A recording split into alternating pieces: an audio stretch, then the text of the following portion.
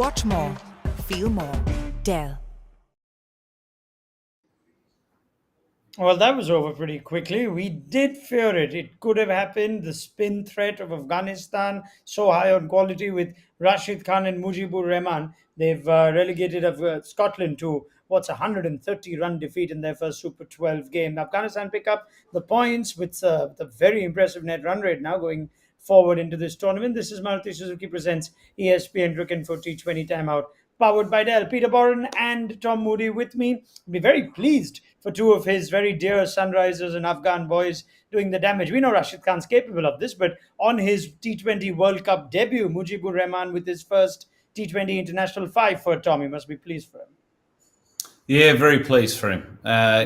He's a quality young man, and he's clearly a quality young bowler. Between both him and Rashid to take, I think they ended up taking 9 for 29 off 8 overs between them, is quite an impact, you'd say, on a game from both of them. So obviously Mujib did the damage early. Rashid didn't get the ball in his hand, and half the team was wiped away, and he wasn't going to miss out, and he chimed in as well. Yeah, that's not what we want from Scotland early on in the Super 12s, Peter. That's not as good as they are. No, it was always going to be a challenging. We talked about matchups at halftime. Well, this was a challenging one. You're thinking Afghanistan at Sharjah.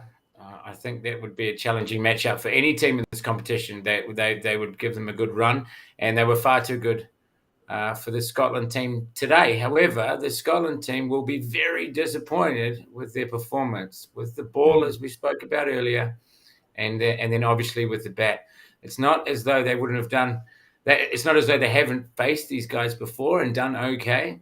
But tonight, that combination of perhaps the wicket a little bit, but definitely some fantastic bowling from Mujib in particular to start their innings off. Just far too much for Scotland. They'll be gutted. But they're going to have to come back.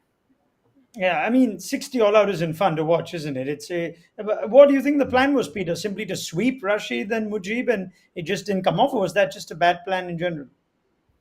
Well, yeah, I think they've had success in the past sweeping those guys, but that'll be on a different surface. When they did that, they were in Zim, and if you don't know which way it's going, it seems to be the default setting, doesn't it, to sweep. And in saying that, I think if we look at the wickets of Coetzer, McLeod and Barrington, who are probably the players, they're very strong players for Scotland, and also Munsey as well.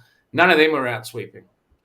They were out playing off the crease, getting bowled or LBW. So it wasn't the guys that you'd expect to be able to play, perhaps to be able to deal with that kind of bowling. They weren't actually out sweeping. So the other guys, yeah, I mean, they're thinking, well, they've got no idea which way it's going, so it might be their default. But they'll be. Don't get me wrong, Scotland are a much better team than what they've shown tonight, and as I say, it wasn't an easy draw. I think tried to be optimistic about their chances, but this is always going to be a huge challenge for Scotland. They will have moments in this tournament coming forward, but tonight, unfortunately, has ended up being perhaps not all that unpredictably a pretty heavy loss. Yeah, absolutely. Afghanistan don't play again at Sharjah, Tom. They wouldn't mind sticking around here for a little while, but this is as good a first performance you can hope for. If your management, if your coach, with all the uncertainty around the team, even procedurally, the visas and whatnot, they come in today, they're outstanding with bat, they're clinical and ruthless with ball. Sets them up nicely for this group. Yeah, all their pain and heartache around getting to the tournament and all the hassles they've had has suddenly just been forgotten, hasn't it? I mentioned at the start of our show about the players being resilient, and tonight was a great example of exactly their resilience. They put all the hassles and the heartache behind them, went out there and probably batted as well as they possibly could bat. Yeah, look, Scotland weren't at their best with the ball, but still you've got to do the job with the bat, which they did very, very well. And with the ball, as we predicted, it was always going to be a handful for Scotland. It was just a real mismatch. You got serious world-class spin bowling on a surface that's offering a little bit for them, and Scotland were nowhere near good enough to be able to combat it. Yeah, that's pretty much it. We've already spoken heavily about how well Afghanistan batted and how well Mujib's bowled, but how about that from Mohammad Shahzad? That one catch of the seamer. He would have enjoyed that. Tom, did you enjoy that? Oh, it was sensational. The first thing that sprung to mind was 2007 World Cup in Trinidad. Yeah, Bermuda. Yeah. Bermuda. Dwayne Leverock, yes. Unbelievable. Those moments, they only come in World Cups, don't they? Yeah, absolutely. He had a bit more in him for the celebration. Shahzad was more subtle, shall we say, with his celebration in comparison to Leverock back in 2007. But that's right, Peter. He's one of the characters, not just of Afghanistan, but you could say a lot of teams. They look at Mohammad Shahzad, the character. You must have enjoyed that. Yeah, and it was a great catch, wasn't it? A little bit of footwork. It wasn't the easiest catch. He had to go a wee way to get it. It was also a very good ball. I mean, that cut, the leg cutter and took cross was out first ball, but it was a great catch, and it's something he's capable of.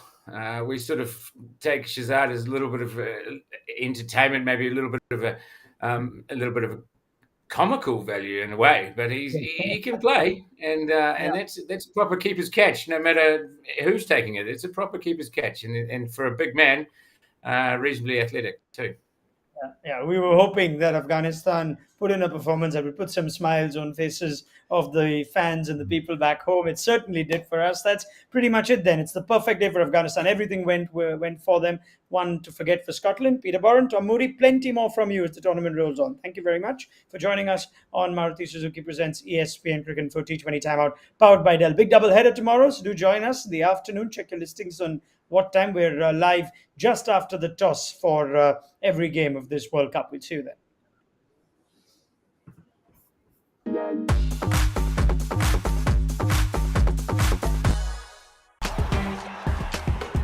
Watch more, feel more. Dell.